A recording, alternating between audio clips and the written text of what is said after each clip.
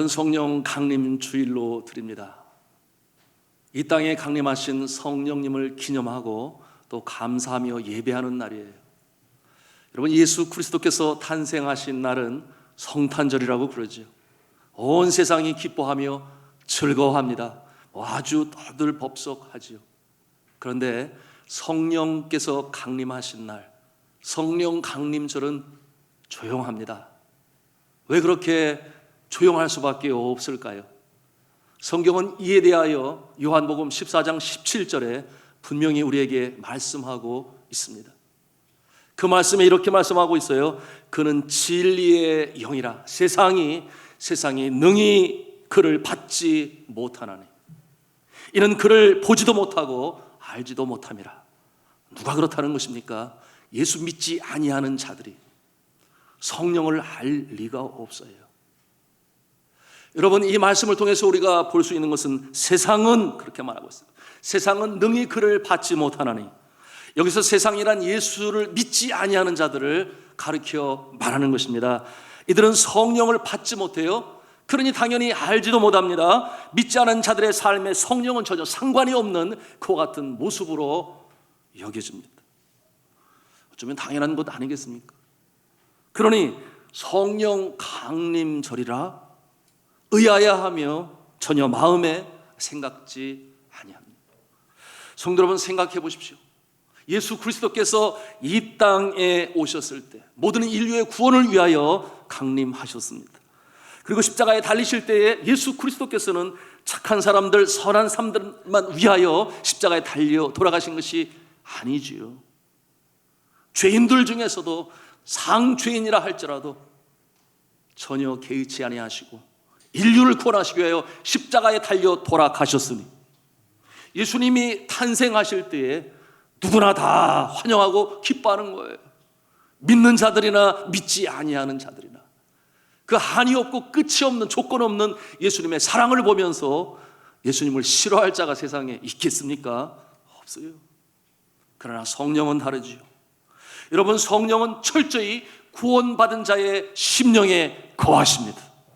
그런가 하면 성령은 죄에 대하여, 의에 대하여, 또한 심판에 대하여 책망하실 것이다, 그렇게 말씀하고 있으니 여러분, 책망받으면 좋아할 사람은 없어요.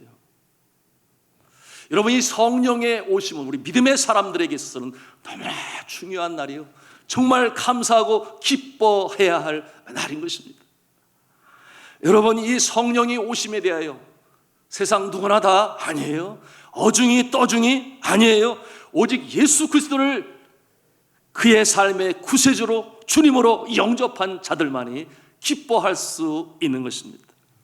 그리고 그와 같은 마음의 능력으로 역사하십니다. 그와 같은 마음에 얼마나 성령께서 귀한 존재예요, 또한 세상이 주지 못하는 기쁨과 평강을 주시는 존재예요 하는 것을 깨달아 알게 하시니, 사랑하는 성도 여러분, 성령의 오심을 기뻐하시는 저와 여러분 되기를 주님의 이름으로 축복합니다. 그러므로 같은 절 요한복음 14장 17절에 여러분 가까이 있으니까 한번 이렇게 찾아가서 보도록 하겠습니다. 요한복음 14장 17절 말씀에 예수님께서 제자들에게 말씀하시죠. 저들은 모른다, 그렇게 말씀해요. 전절에 하시는 말, 저들은 모른다. 그러나 너희는 그를 아나니. 그가 누구겠습니까? 성령님 아니겠습니까? 그는, 성령님은 너희와 함께 거하시며 또 너희 속에 계시겠습니다. 여러분, 믿습니까? 믿으시기를 바랍니다. 자, 이렇게 분명히 예수 그리스도께서는 성령의 존재하심에 대하여, 그리고 어디에 거하시는가에 대해서 우리에게 밝히 말씀하셨습니다. 여러분, 이 성령님께서 여러분 안에 계심을 믿습니까? 아멘으로 대답하시는 분들은 예수 그리스도를 그 마음에 구세주로 믿고 하나님을 창조주로 믿는 자의, 구원받은 자의 모습인 것이에요.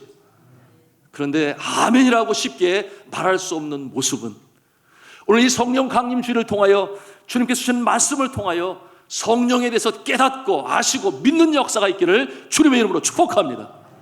아멘 하지 못하시면 구원 전선에 문제가 있는 것이에요.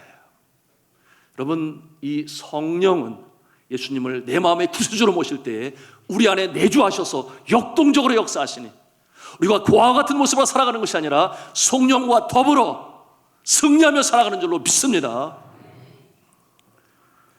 어느 날 예수님께서 제자들의 곁을 떠나시겠다 그렇게 말씀했어요. 그러니 제자들이 너무 놀랐습니다. 우리가 어떻게 예수님을 쫓았는데 3년 동안이나 그물을 버려두고, 무슨 말이에요? 생계를 뒤로 하고 아버지를 떠나서 가족을 떠나서 예수님을 그토록 쫓았는데, 따랐는데 예수님이 가시긴 어디를 가신다는 말씀입니까? 이와 같은 마음을 갖지 않을 수가 없었습니다. 그런데 예수님께서 3년간의 공생애를 마쳐갈 그 무렵에 말씀하시는 거예요. 이제는 너희가 나를 따라올 수가 없다. 나는 세상을 떠나 아버지의 집으로 돌아간다. 내가 그곳에 가서 너희들이 거할 처소를 마련할 것이다. 그리고 다 마련하면 다시금 너에게 돌아올 것이다. 그렇게 말씀하셨어요. 자, 이게 도대체 무슨 말씀인지 제자들은 감이 없었습니다. 그러니 수제자죠, 베드로가 벌떡 일어나서 주님께 말씀을 해요. 예수님께 베드로가 뭐라고 말을 합니까? 요한복음 13장 37절에 주여, 내가 지금은 어찌하여 따라갈 수 없다는 것입니까? 주를 위하여 내 목숨을 버리겠나이다. 무슨 말이에요? 헤어질 수 없다. 주님 가시는 그곳에 나도 함께 가겠다.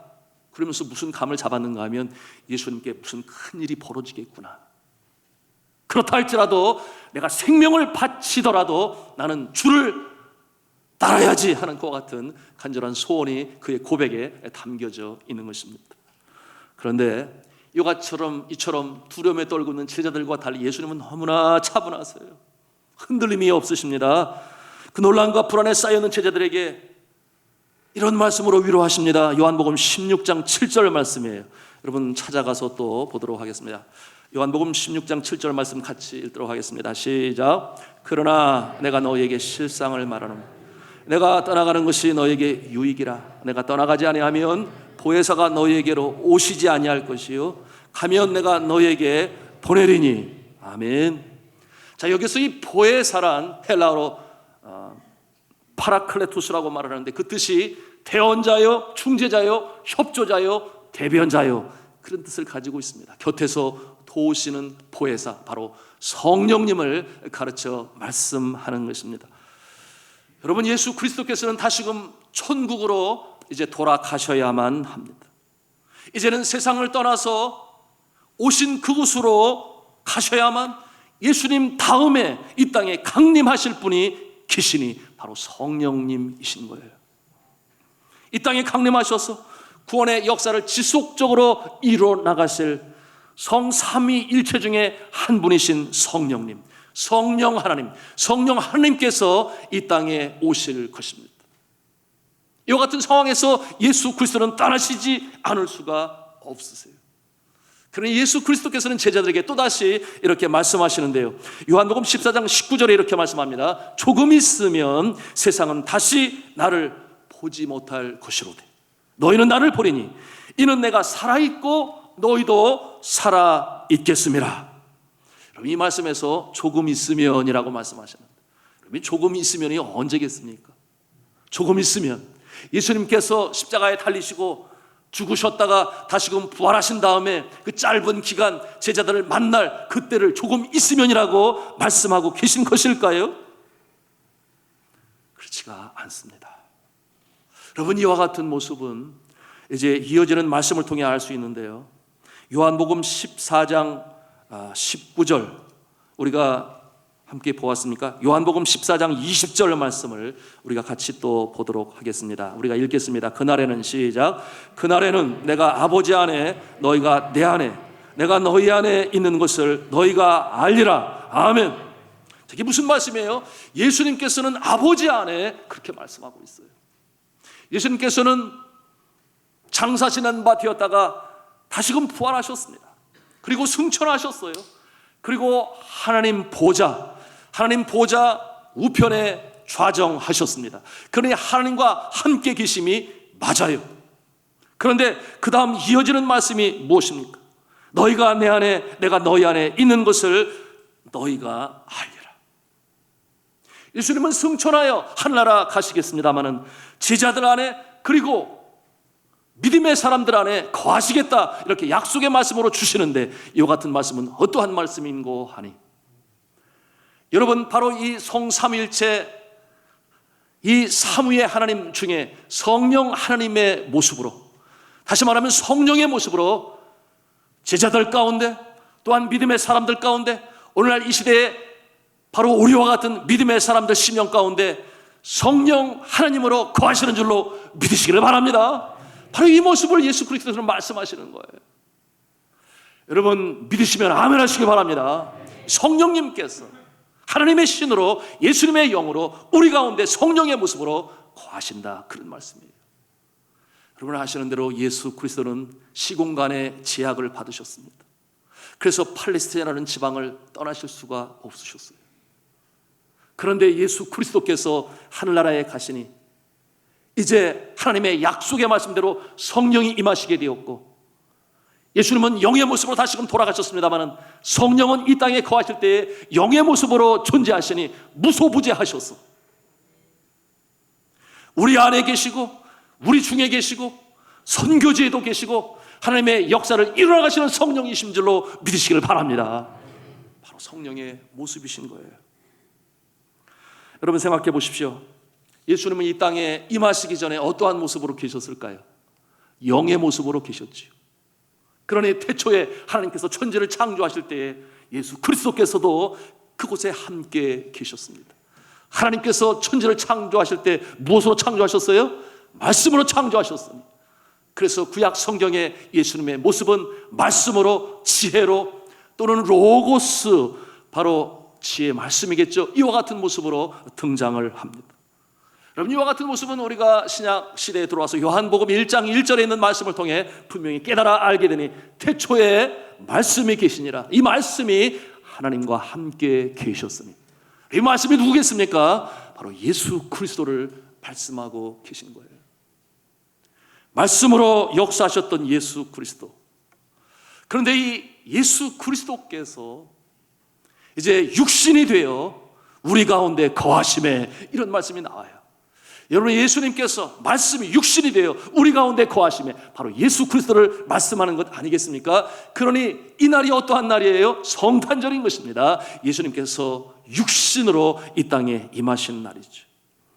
그러니 요한복음 1장 14절에 그 말씀이 나오는데 이어 말씀하시는 내용이 아주 명료합니다. 이렇게 말씀하고 계세요. 우리가 그의 영광을 보니, 누구의 영광이겠습니까? 예수님의 영광을 보니 아버지의 독생자의 영광이요 은혜와 진리가 충만하더라. 아멘.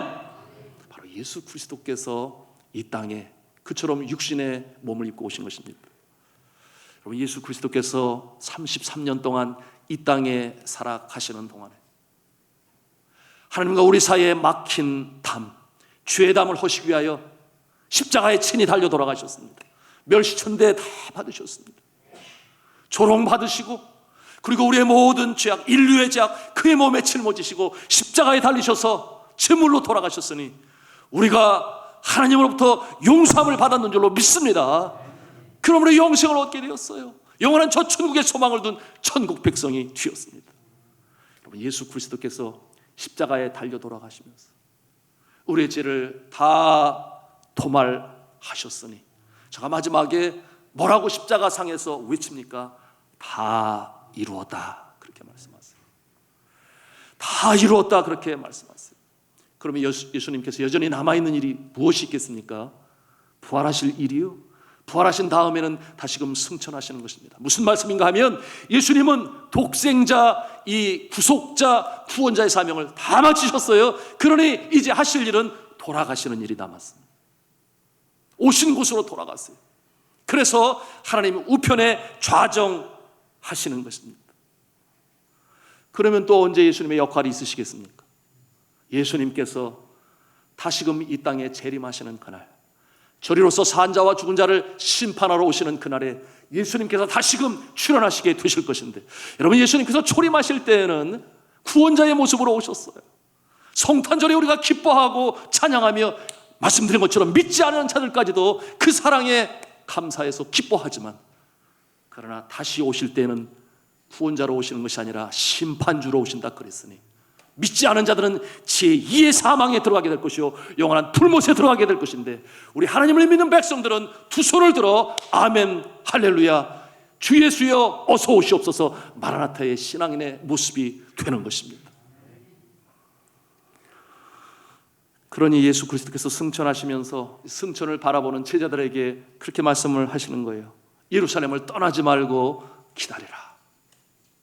약속하신 성령이 임하게 될 것이니 기다리라. 내가 이제 아버지께로 올라가면 아버지께서 약속하신 성령을 보내실 것이다. 이렇게 제자들에게 당부를 하십니다. 그러니 제자들이, 그리고 예수님의 승천을 보았던 그와 같은 자들이, 여러분 지난 주일에 나눴지 않았습니까? 마가 요한의 어머니 마리아, 그가 예루살렘의 큰 집에 살았으니 2층은 120명이나 되는, 아니 구경까지 하면 더 많은 사람이 들어갈 수 있는 마가의 다락방에서 저들이 기다리며 기도합니다. 여러분 예수 그리스도께서 승천하신 이후에 기다리는 날이 며칠이라고 그랬어요? 열흘 동안 간절히 기도하는 가운데, 예수님께서 부활하신 다음에는 정확히 50일이 되는 오순절 날에 드디어 성령께서 이 땅에 저들 가운데 강림하신 것입니다. 할렐루야. 너무나 감사하고 너무나 기뻐할 일이에요. 여러분 저들이 그곳에 모여 간절히 기도했다 그랬습니다. 여러분 이 사도행전 1장 12절로 14절에 있는 말씀에 보니, 13절에 보니까 제자들이 모였다 그랬어요. 그리고 14절에 보니까 여자들과 예수의 어머니 마리아와 그리고 예수의 동생들 함께 모여 전혀 더불어 기도에 힘썼더라 그랬습니다. 그때 약속하신 성령이 임하신 것입니다. 어떤 성도님이 물어요. 그러면 구약 시대에도 성령님이 계셨나요? 당연히 계셨죠. 삼위일체 하나님은 늘 언제나 함께 하시죠. 태초에 천지를 창조하실 때도 당연히 성령님이 함께 계셨고, 그러니 구약 성경에 이 성령은 하나님의 신이라는 이름으로 자주 등장합니다. 그리고 욥은 이와 같은 고백을 합니다. 욥은 고백하기를 성령님이 하늘을 단장하셨다 그렇게 고백을 해요. 그런가 하면 하나님의 신이 나를 지으셨다, 전능자의 기운이 나를 살리셨다 그렇게 고백합니다. 모세를 도왔던 70명의 장로들에게도 바로 성령의 충만함으로 맡겨주신 직분을 잘 감당합니다. 그런가 하면은 우리가 여호수아 또한 사사기를 통해서 발견하는 주의 종들, 전쟁을 치를 때에 성령의 그 능력으로 저들을 새롭게 하시고 힘을 주시니, 여러분 드보라와 삼손과 같은, 얼마나 장사입니까? 삼손이 그렇죠. 그런가 하면 또한 기돈과 같은, 그와 같은 승전을 이룰 때에 바로 성령께서 함께 하심으로 그 놀라운 역사를 이루실 수가 있으셨던 것입니다. 또한 사울의 초기에 그러했어요. 그러므로 적군을 물리쳤습니다. 다윗에게 함께 하셨습니다. 그러므로 놀라운 역사를 감당하게 하셨으니 구약 성경에도 당연히 성령께서 나타나셨습니다. 그런데 우리가 구약 성경을 자세히 살펴보면 이 구약 성경의 성령은 특정한 시간에 특정한 사람에게만 임하셨어요. 이와 같은 모습을 신학적 용어로 목적 사역이라고, 성령의 목적 사역이라고 그렇게 표현을 합니다. 그런데 이제 오순절 성령 강림 이후에는 완전히 달라집니다. 이와 같은 모습을 임재 사역이라는 신학적 용어를 사용하는데, 이제 보편적으로 성령이 임하시니 구약 시대는 나타났다가 일 마치면 사라졌습니다. 그런데 신약 성경에는 이제 오순절 성령 강림으로 이 땅에 임하시고, 그때뿐만 아니라 우리의 과거의 날들 그리고 현재도 앞날도 이 성령은 우리와 함께 하심을 믿으시기를 바랍니다. 영원한 하늘나라 천국 타다라는 그날까지 우리와 함께 하시는 성령님, 그러니 얼마나 감사한 일이에요. 우리를 고아처럼 버려두지 않으시겠다 하는 것이 바로 이 성령님이 우리와 함께 하시기 때문에 그러한 것입니다. 여러분 그런가 하면은 이 구약 성경에 성령께서 특정한 사람에게 임하여 역사의 새로운 모습으로 시작할 때 성령이 역사하십니다. 그러므로 특정한 인물들 속에 역사의 지평이 열리고 역사의 물꼬가 터지고 놀라운 역사들이 그 초난점에 성령님이 역사하시는데요. 그런데 너무나 감사한 것은 이제 이 성령께서는 특정한 사람뿐만 아니라 오순절 성령 강림의 역사는 모든 사람에게 임하셨습니다. 그것이 너무나 감사해요. 여러분, 오순절 성령 강림 그 마가의 다락방에서 간절히 간구할 때에 그들이 모인 자의 모습들이 어떠합니까? 15지역에서 왔다 그랬어요. 아주 단순하게 그 지역을 표현하면 로마가 있는 유럽에서 온 사람들이 있었고, 그런가 하면 소아시아에서 온 사람들이 있었고, 예루살렘에서 온 사람들도 있었고, 그런가 하면 아프리카에서 온 사람들도 있었으니, 그와 같은 모습은 오순절 성령 강림을 통하여 이제 앞으로 장차 나타날 하나님의 역사는 성령님이 사령관 되어 역사하실 그 모습은 세계를 향하여 예루살렘을 넘어서서 유대와 사마리아와 땅끝까지 이루어지게 될 하나님의 나라임을 이처럼 오순절 성령 강림을 통해서 우리에게 보여주신 것입니다. 그런가 하면은 누구에게나 그 자리에 있는 모든 사람 한 사람 위에 성령이 불같이 임하였더라 그랬습니다. 그런 저들이 성령의 충만함을 받고 저들이 방언이 시작되지 않았겠습니까? 그런데 놀라운 것은 그처럼 다른 지역에서 온 사람들이 그 말을 알아듣는 거예요. 그러니 뿌린 나티랑 빵이노 뿌린 나티랑 그냥 비아야 앙빠빠발라 이렇게 말할 때 이게 도대체 무슨 말인지 우리는 알 수가 없어요. 김현정 목사님이 방언하시나 이렇게 느낄 수 있겠습니다만은 필리핀 자매는 금방 알아듣는 거죠. 이것이 필리핀 말 아니겠습니까? 그처럼 알아듣기도 하고, 그런가 하면은 뽀르메소를레 너약감 수르 그러다이 후르훈처 이렇게 말할 때 그건 또 무슨 말일까? 네팔 말이에요. 하나님께서 크나크신 일을 시작하십니다. 이렇게 오순절 성령 강림의 하나님의 큰 일을 저들이 방언으로 말하였다라 그랬는데, 여러분 이와 같은 모습은 왜 또 그러했겠습니까? 여러분 온 땅의 구음이 하나였다 그랬어요. 언제 그랬습니까? 바벨탑을 쌓기 전에 온 땅의 구원 말이 하나였는데 하나님처럼 높아지고자 바벨탑을 쌓아요. 그런데 하나님이 그 모습을 보실 때에 언짢으셨습니다. 기뻐하시지 않으셨어요. 그래서 흩으셨습니다.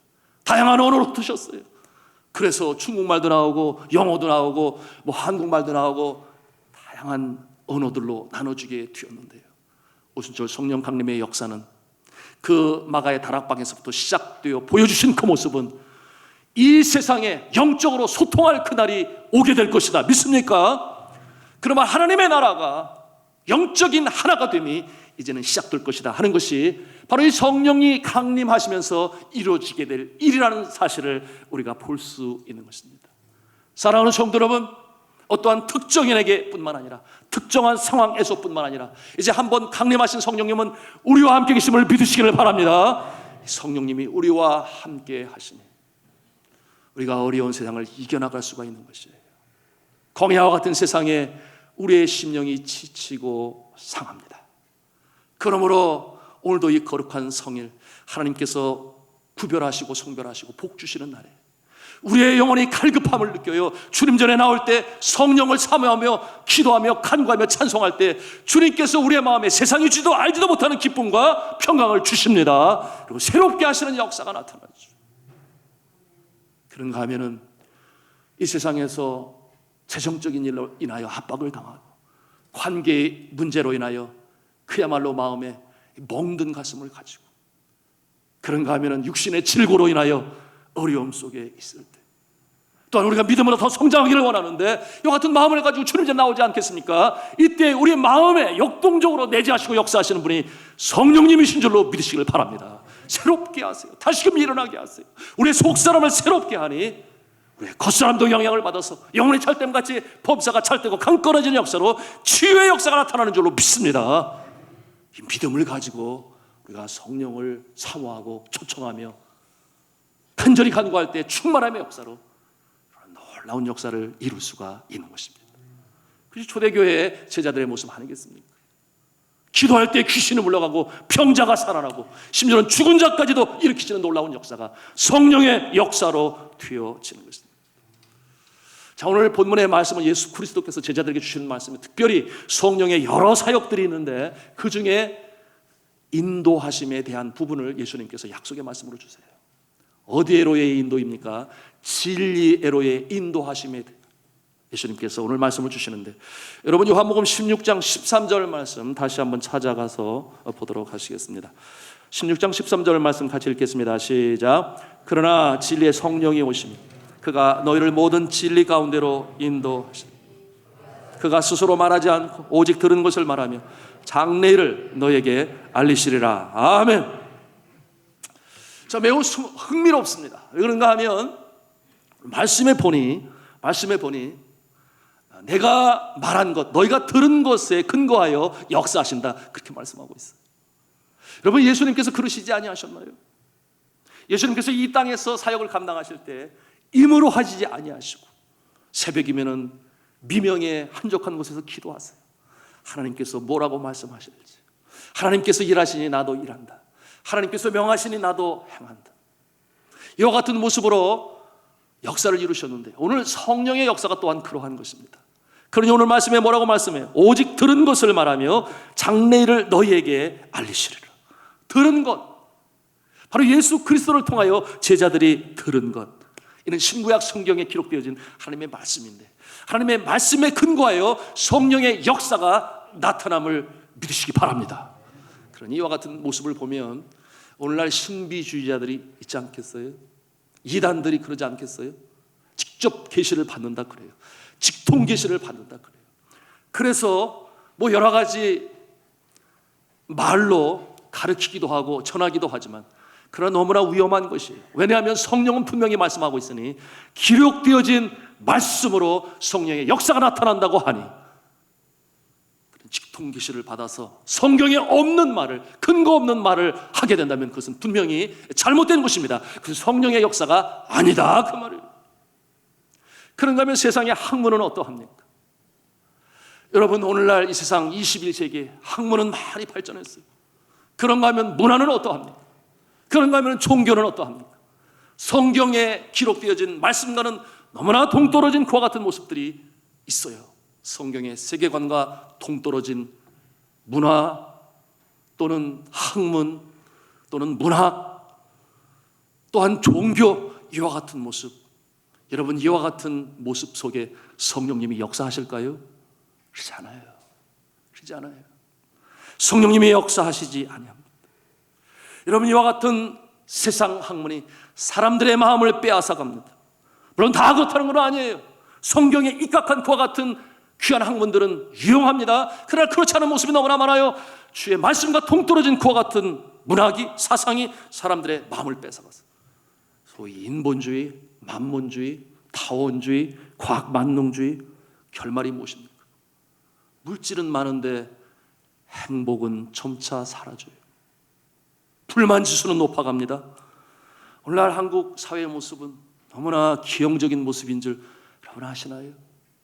코로나19의 방역 체계가 훌륭하다 해서 우리가 우월감도 갖고 자존감도 가질 수 있어요. 그러나 OECD 36개 국가 중에서 너무나 뒤처지고 그래서는 아니 된다는 부끄러운 모습이 너무나 많이 있음을 우리는 간과해서는 아니 됩니다. 아픈 마음을 가지고 기도해야 될 그 모습이 있어요. 여러분, 이 자살률이 그 중에 대표적인 모습인데요. 왜 그런가 하면은 OECD 국가 평균의 자살률이 2배를 뛰어넘어서요. 어떻게 이럴 수가 있는 것입니까? 그러니 자살공화국이라는 말도 맞죠. 행복지수는 떨어지고 불만지수는 올라가고 불안과 우울과 초조가 그 마음을 떠나지를 못해요. 여러분, 하루에 37명이 스스로 극단적인 선택을 한다고 그랬어요. 여러분, 40분에 1명씩, 오늘도 마찬가지입니다. 어떻게 내가 죽어야 할까? 너무나 아프지 않습니까? 이와 같은 모습이 우리나라에 있음을, 이것은 너무나 불편한 진실이에요. 부인할 수가 없어요. 여러분, 로마서 1장 28절에 뭐라고 말씀하시는가? 그 마음에 하나님 두기를 싫어하며, 그렇게 말씀하고 있어요. 그 마음에 하나님 두기를 싫어하며. 왜 그렇겠어요? 나는 속박당하기 싫어. 나는 그 어떤 것으로부터 구속당하기 싫어. 그래서 하나님을 그 마음에 두기를 싫어해요. 주일이 되면 주님께서 성별하시고 복 주시는 날임에도 불구하고 나는 속박당하기 싫어. 이와 같은 모습 때문에 점점 멀어지고 또 멀어지고 또 멀어지게 되니 결국 그 모습은 주님과 떨어져 나간 인생이요. 그 결과는 무엇입니까? 너무나 아픈 모습 아니에요. 여러분, 오늘날 그 모습이 우리 사회 가운데 있습니다. 여러분, 열심히 땀 흘리고 수고하여 우리의 은행 구자에 밸런스는 들어갈 수 있어요. 그러나 그것이 행복을 보장하지 못합니다. 여러분, 우리의 남편이, 아내가 보장을 합니까? 자녀들 보장합니까? 그렇지 않음을 우리가 알고 있습니다. 인생의 연륜이 깊어가고 철이 더 깊어갈수록 더더욱 그 허전한 마음, 공허한 마음, 후회스러운 마음은 금할 길이 없다, 그 말이에요. 누가 하나님을 제대로 믿지 아니하고 성령의 인도하심을 따르지 아니하는 자들이 그 같은 모습 속에서 오늘도 신음하고 방황하고 힘들어합니다. 사랑하는 성도 여러분, 이 성령님, 성령 하나님을 우리 인생의 최고의 인도자로 여기시기를 주님의 이름으로 축복합니다. 성령님을 우리의 마음의 인도자로, 진리 가운데 인도하시는 분으로 우리가 믿고 따를 때에 우리의 인생에 새로운 소망이 시작되어지고 밝은 빛이 비칠 줄로 믿습니다. 여러분, 성경에 또한 이 성령과 연관해 이런 말씀하지 않아요? 술 취하지 말라, 이는 방탕한 것이니 오직 성령의 충만함을 받으라. 그렇게 에베소서 5장 18절의 말씀이에요. 이 말의 뜻이, 말씀의 뜻이 무엇이겠습니까? 여러분, 술에 취하면 이성을 잃어버려요. 자기를 컨트롤할 수가 없습니다. 술로 인하여 폐가 망신을 당하고, 술로 인하여 교통사고로 인하여, 술로 인하여 너무나 많은 사람들이 어려움 속에 있음을, 몸도 망가지잖아요. 오늘날 이 교통사고가 대단합니다. 술로 인해서 이루어지는 음주운전으로 인한 사고가 21만 5천 건이라고 그랬어요. 1년에 부상당하는 자가 32만 3천 명이라고 그랬어요. 그런가 하면은 사망자가 4,200명이나 됩니다.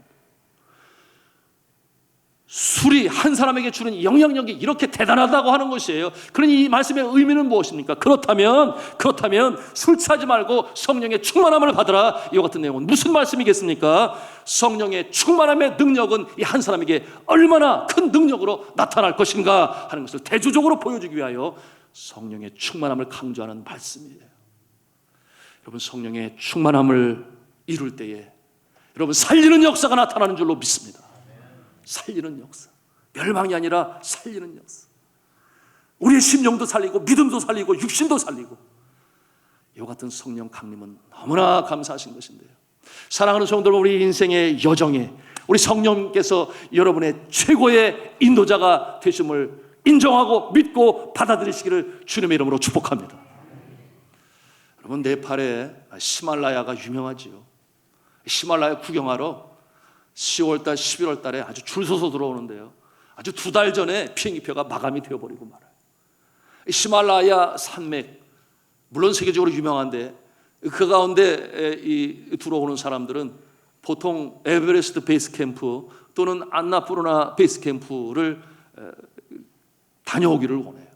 그런데 에베레스트 베이스 캠프는 13박 14일이나 돼요.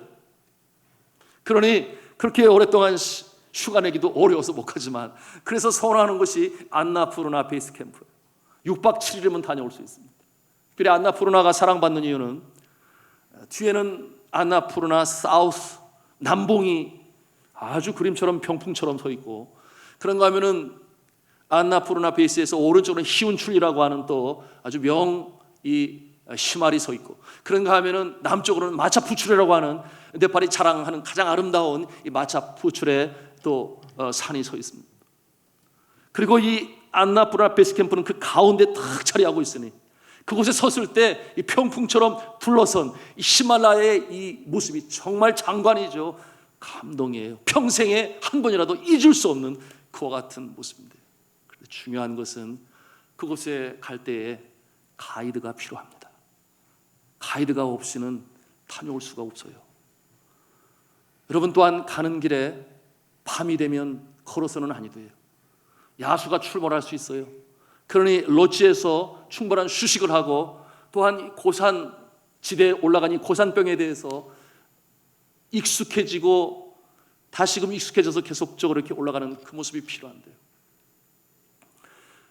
어느 날 2006년이라고 저는 기억을 합니다마는 한국에서 한 청년이 이 히말라야 안나푸르나 베이스 캠프를 가보겠다 해서 왔어요. 이 청년이 대학을 ROTC로 마치고 이제 영천에 있는 장교 훈련소겠죠. 그곳에 훈련을 받기 전에 여행을 하고 싶어서 히말라야를 걷고 싶고, 그런가 하면은 그때에 독일에서 올림픽인지 월드컵인지 뭔가 있었습니다. 그래서 네팔을 들어서 거기에 들러서 한국으로 복귀하고 이제 훈련소로 가겠다, 그와 같은 여정을 가지고 오게 되었어요.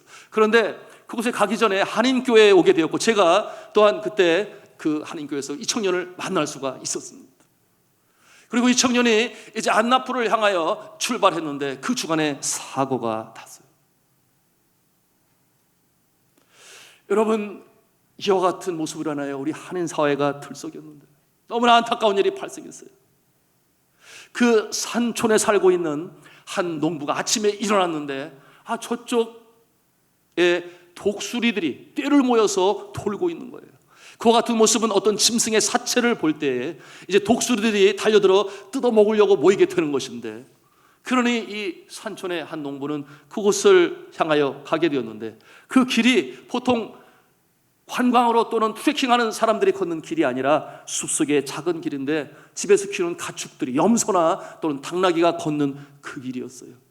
그 길을 쫓아서 들어가게 되니 왼쪽으로는 깎아지른 천길 이 절벽이 왼쪽에 있었는데, 가보게 되니 독수리 날고 있는데 그 절벽 아래 나무가 이렇게 나와 있었고 거기에 뭔가 걸려있는 모습이 있는데 그것이 사람과 같은 모습이다, 그 말.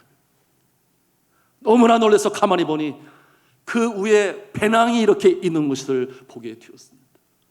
너무나 깜짝 놀라서 바로 신고를 하고 긴 장대에 갈고리를 메어서 그 배낭을 올려서 열고 보니까 안에 코리안 패스포트가 발견이 된 것입니다. 그럼 왜 이와 같은 일이 벌어졌겠습니까? 그와 같은 상황에서 이제 장례를 치르게 되었는데, 제가 한인교회 운영위원회, 그리고 그 다음에 이제 한인교회 담임 목사가 돼서 미리 이렇게 함께하는 과정이었는데, 한국에서 부모가 왔습니다. 그리고 함께 포카라라고 하는 시 가게 되었어요. 경찰서에 가게 되었습니다. 그곳에 가서 얼마 되지 않은 시신을 받게 되었는데, 그와 같은 상황은 정말 말로 표현할 수가 없는 너무나 가슴 아픈 순간이었는데, 아버지가 그 아들의 시신을 안고 통곡하며 오열하는 그 모습을 볼 때 저도 울고 옆에 있는 사람들도 다 울지 않을 수가 없었습니다. 이 아들은 하나밖에 없는 외아들이었어요. 그러니 얼마나 마음이 아팠겠습니까? 어머니는 감히 그 모습을 볼 수가 없었어요. 그런 가운데 장례를 치르게 되었고, 그곳에서 매장을 하고 묘를 만들어 보고 싶으면 오고 뭐 그런 얘기가 오고 갔었습니다만, 제가 조언을 했습니다. 그러지 마세요. 그 먼 한국에서 이곳에 쉽게 올 수도 없고 보고 싶다고 그렇게 마음대로 들어올 수 있는 상황도 아니니 화장을 해서 장례를 치르는 것이 더 좋겠습니다. 그렇게 조언을 하고 받아들여지게 되었습니다. 그래서 폭풍처럼 물이 흘러가는 그곳에 이제 화장을 해서 떠나 보내게 되었는데요. 성도 여러분, 왜 이와 같은 일이 벌어졌습니까? 여러분, 트레킹을 할 때는 반드시 가이드가 필요한데, 가이드를 만났다면 그렇게 밤에 걸을 일도 없었을 것이고, 그렇게 급하게 다녀올 일도 없었을 것이고, 조언을 통하여 안전하게 다녀올 것입니다. 그러지 못했어요. 여러분, 밤에는 걸을 수가 없어요.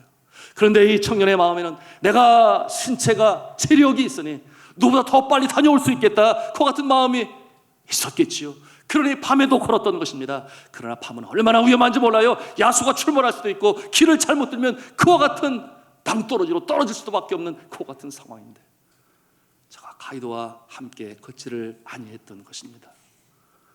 사랑하는 성도 여러분, 이와 같은 모습을 통해 우리가 얻는 영적인 교훈은 무엇입니까? 사랑하는 성도 여러분, 우리 인생의 여정길에 최고의 가이드는 무엇이겠습니까? 바로 성령인 줄로 믿으시기를 바랍니다. 우리를 진리 가운데 인도하시는 성령께서 우리와 임마누엘 동행하시고 우리의 길을 인도하시고 진리 가운데 인도하시니 우리가 주님 기뻐하시는 삶으로 살아갈 수 있어요. 그와 같은 모습은 형통의 모습이요, 또한 주님께서 기뻐하시는 길이니 잘 되는 역사, 하나님께 영광을 올리는 역사, 우리의 인생이 복되고 우리의 심령에 평강이 임하고 세상이 주지도 알지도 못하는 기쁨과 평강으로 전진해 나가는 인생이 되는 줄로 믿습니다. 성령 강림, 2000년 전에 오순절 그날에 임하신 성령께서는 떠나가지 아니하시고 우리 가운데 계시니, 사랑하는 성도 여러분, 우리가 이 성령을 사모하고 우리의 마음에 모셔드리기를 주님의 이름으로 축복합니다. 거룩의 영이라 그랬어요. 생명의 영이라 그랬습니다. 하나님의 신, 예수님의 신이라 그랬습니다. 진리의 영이라 그랬습니다. 그리고 능력의 영이라 그랬으니, 이번 오순절 성령 강림제를 통해 성령에 대한 새로운 깨달음을 가지시고 성령을 사모하며 기도할 때 충만함의 역사로 이 어려운 세상을 승리하며 이겨나가시는 우리 성도 여러분 다 되시기를 저는 주님의 이름으로 축원합니다.